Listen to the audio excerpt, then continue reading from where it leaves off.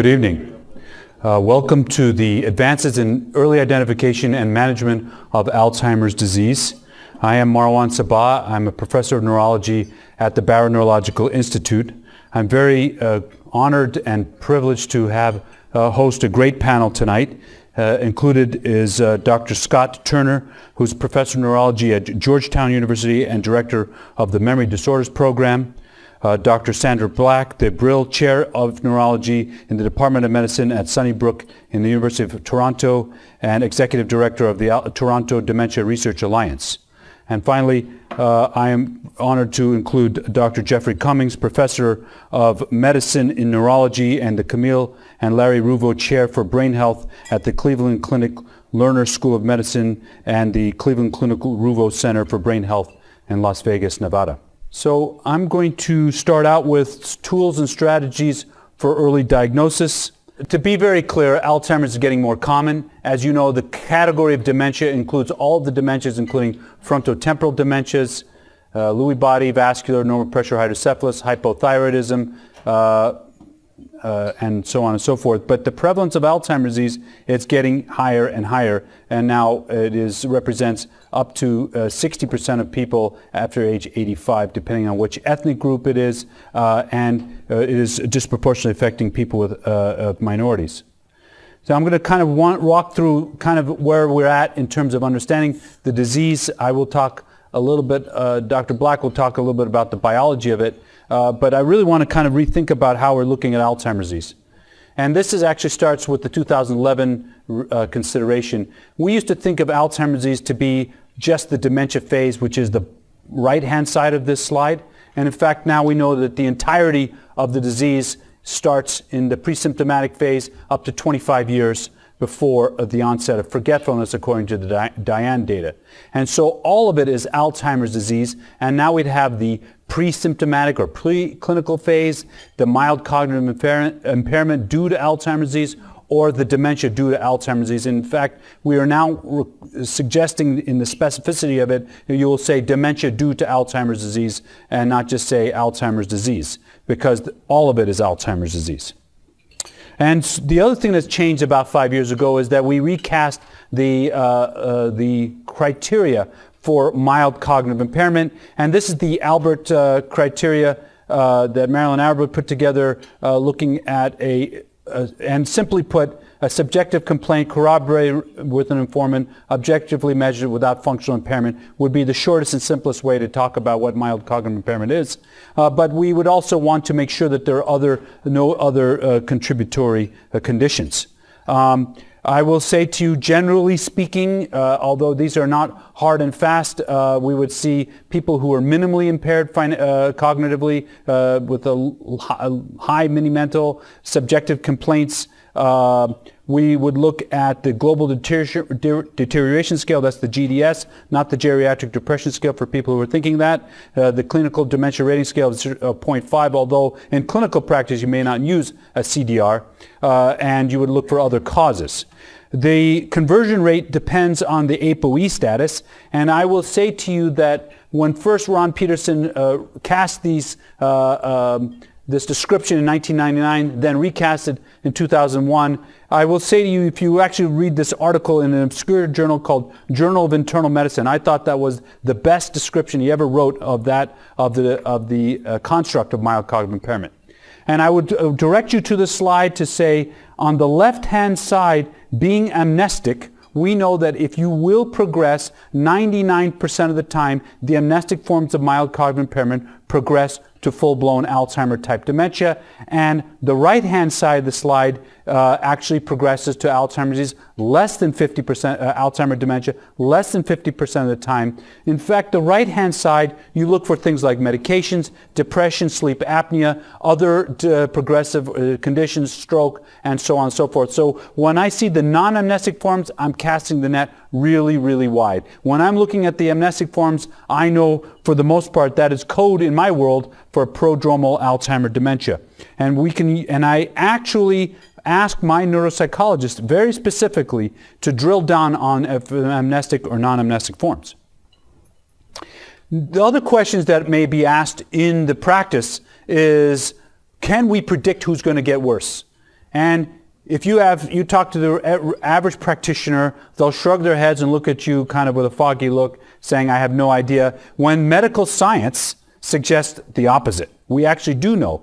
We can predict who's going to get worse. We do know that ApoE4 positivity has a higher probability of conversion. We do know that amyloid positivity has a higher probability of progression. We do know that according to ADNI, if you check their CSF, if they already had the Alzheimer's dementia profile, the probability of progression is up to 90% in 1 year.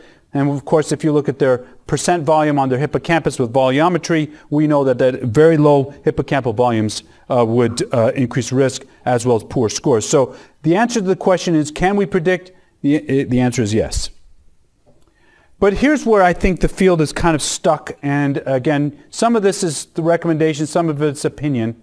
And I tell you that it's stuck because the field has not coalesced around recommendations to using biomarkers in the assessment of progression or probability of progression in Alzheimer's disease or to Alzheimer's dementia. And what do I mean by that? If you actually look at the way we use the traditional tests like MRI, we're only excluding other conditions. Now we have this neuroquant technology, see if we can measure hippocampal volume, and I've had a lot of conversations with neuroquant about the clinical utility of it, but the bottom line is the field has not settled around routine use of advanced biomarkers for MCI. Moving on to dementia, I think Dr. McCann, the first thing he said was, I was right, in so many words. He said, to have a diagnosis of Alzheimer's dementia, you first have to have a diagnosis of dementia. And by that's a descriptive, categorical term for cognitive decline rising to the level of causing functional impairment. That is the term dementia. So in order to have Alzheimer's dementia, you must meet the threshold of dementia. And you can have multiple domains. I know there's a debate between this criteria and DSM-5 as to whether you need one or two cognitive domains to have the term dementia, although the DSM-5 uses major neurocognitive disorder. To have Alzheimer's dementia, first you have to have dementia. It has to have an insidious onset. It has to get worse over time, and it has to have potentially an amnestic component. Where I think this is where I think the field all is in agreement. Where I think the field has struggled was the coalescing around whether routine use of biomarkers, advanced biomarkers, should be incorporated. And if you look at the IWG as opposed to the NIA-AA working group, IWG would suggest otherwise. That's my next slide. NIA-AA working group suggests that they're of interest there, but not considered essential. And so I think there's some work to be done around that particular topic. So what I would say to you is there is not a universal agreement on the use of advanced biomarkers, PET, CSF, ApoE, etc., in American neurological practice around the use of biomarkers in the diagnosis. But it is of interest, again, not essential. I think there's, again, some more work to be done and to consider whether that is where we're going to go. In contrast, the IWG, the International Working Group, which is a coalescence of the European and Canadian neurology groups led by Bruno Dubois. And he basically says, in so many terms after 3 or 4 publications on the working group, is that if you have a progressive cognitive decline, has an amnestic component, and you are positive on a biomarker, you have, for the most part, Alzheimer's disease. And I will say to you as a practicing neurologist, I actually follow the IWG criteria, and I think it's useful. If you actually follow the literature, you need to realize that the clinical diagnosis of Alzheimer's disease using the traditional approach, B12, TSH, MRI, which is how we all been trained as residents, and that's what we teach our residents, the diagnostic accuracy only 77% accurate. That means that 1 out of 4 times we're getting it wrong. So I would advise to consider the possibility of using advanced amyloid PET. We will discuss the financial issues on a separate, but we know that CSF testing, I rarely do genetic testing beyond ApoE, or PET would be useful. CSF, PET, ApoE would be considered useful. So something to think about for future practice. Why? And the answer is This, I think, very elegantly articulates that if you look at the probability using survival type analyses, that if you are positive on a biomarker, the probability of you going on to full dementia is very, very high. And if you look at the left hand, the IWG, after 5 years, the probability that you have not progressed is almost zero. And if you, so that is the use of the incorporation. But if you look at the NIAA working group, it's a little bit spread out depending on which biomarker and probability ratios. Then the question is, do we use them? How often? Why? And so on.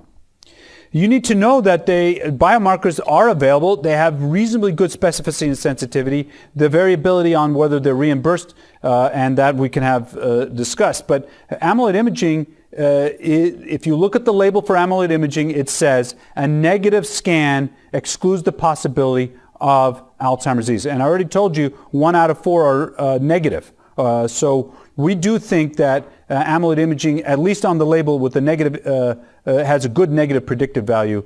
I found that CSF testing in selected patients, particularly patients in my practice who are young, and my definition of young is under the age of 60. A young person with Alzheimer type dementia, I would do a CSF testing. But you could also look at other things like tau, phosphorylated tau, that would be part of the Athena package. You could look at hippocampal volume, that's what the NeuroQuant software is looking at. You could look at atrophy rates, you could look at FDG, but these are, they have not always been used in routine practice. Amyloid imaging is exciting, and I had the fortune of being part of the studies on all 4 of these compounds. 3 out of the 4, that's flutamidamol, florbetapir, and florbetaine, are all now approved. And again, the label says a negative predictive value, meaning excludes, if you're negative on the scan, the probability of Alzheimer type dementia is very low. The NVIDIA compound's still in development. But the bottom line is they all demonstrate something very direct, which is they have correlated their PET imaging findings to autopsy. So if you're on the subject level, if you're positive on your scan, the probability of you being positive on your autopsy is overwhelmingly high, with a specificity and sensitivity above 97%. Now, I will say to you, people will go, what do I mean by that? It's exactly what I mean by that. That is that we enrolled patients proximate to death, scanned their brains, waited for them to die, and did an autopsy to look at their brains. And it showed with great, great accuracy that what you saw on the scan correlated very well with all 4 of the compounds. And you see here the specificity and sensitivity. This is the florbetapir data suggesting a 97% sensitivity and 100% specificity. That's the good news. The questions are, can it be predictive, number 1? Can we use it in practice? That's another question which I'll answer. And what are the things that influence the probability? This is Adam Fleischer's work when he was with the Banner Group. And he basically showed that people who are getting older, that's the bottom left-hand side of the panel, that in asymptomatic people, this is say they do not have dementia, that up to 40% of them will be positive on their amyloid PET. That ApoE positivity for ApoE4 carrier status predicts progression or predicts positive amyloid positivity, I should say. And we do know that that by ApoE genotype, where you go from negative to positive on your scan depends on your carrier status. And if you're an ApoE4 carrier, you convert from negative to positive on asymptomatic patients at age 61 and on non-E4 carriers at age 76. So we can, to a measure, predict who might progress. So ApoE4 carrier status strongly predicts future amyloid positivity. And so the questions have been, why are these technologies approved? Why are they not reimbursed? And that's a debate that occurred with CMS in 2013 3 times. And 3 times CMS said, we understand this, we're still not paying for it. And even after Keith Johnson led a group to create the appropriate use guidelines, which are summarized here, and we do know that there is guidelines to guide the use of it. That being said, I will tell you that the field has not settled upon this, and fortunately, late last year, Gil Rabinovich got this grant, the Medicare demonstration grant, that you know now as the IDEAS study, to look at 18,000 people. And, excuse me, the intention is very simple.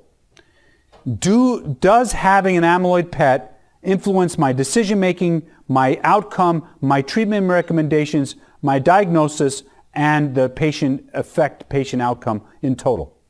I will tell you, we have a case series we've been writing up suggesting that if you select the patients right, I find amyloid imaging to be highly useful, and we got it covered through other mechanisms. So I would say to you, stay tuned. We still may see amyloid imaging reimbursed. I found out from my Spanish colleagues in Barcelona that you can get amyloid imaging reimbursed in Spain. I didn't know that. So, so we hope to be able to get it reimbursed and used in practice because I think it could be useful. I said this already before, and that is to say that if you're E4 carrier, you're high likely to be amyloid positive. But what about ApoE itself? And what we do know is that if you're a homozygote, your lifetime risk is 18 times higher for developing Alzheimer's disease in your lifetime. And if you're a heterozygote, that's 3 to 4 times higher. And if you are ApoE4 carrier, the probability in a progressive dementia that you have Alzheimer's pathology is somewhere between 94 and 97%. Would I order this on everybody? The answer is no. Would I order it on asymptomatic people? The answer is no. Congress passed a law called the GINA Act, the Genetic Information Non-Discriminability Act, which says you cannot lose your ability to get health care insurance on the basis of your ApoE status, but you can. They exempted long-term care insurance. So I do not routinely order them on asymptomatic people, but with selection, I will order them occasionally on symptomatic people.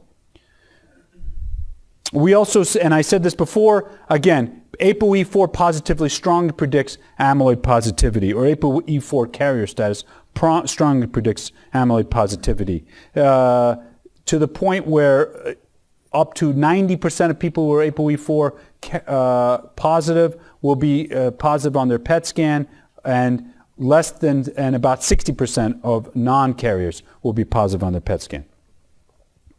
What about CSF testing?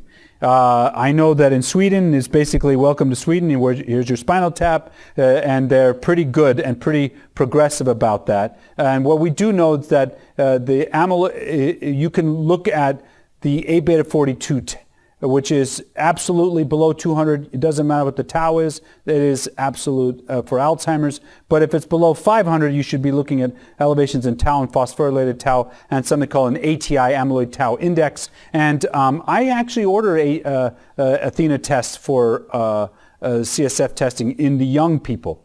There are new biomarkers being developed.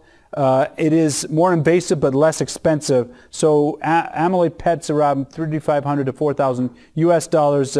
Lumbar puncture with the CSF testing is running around $1,000.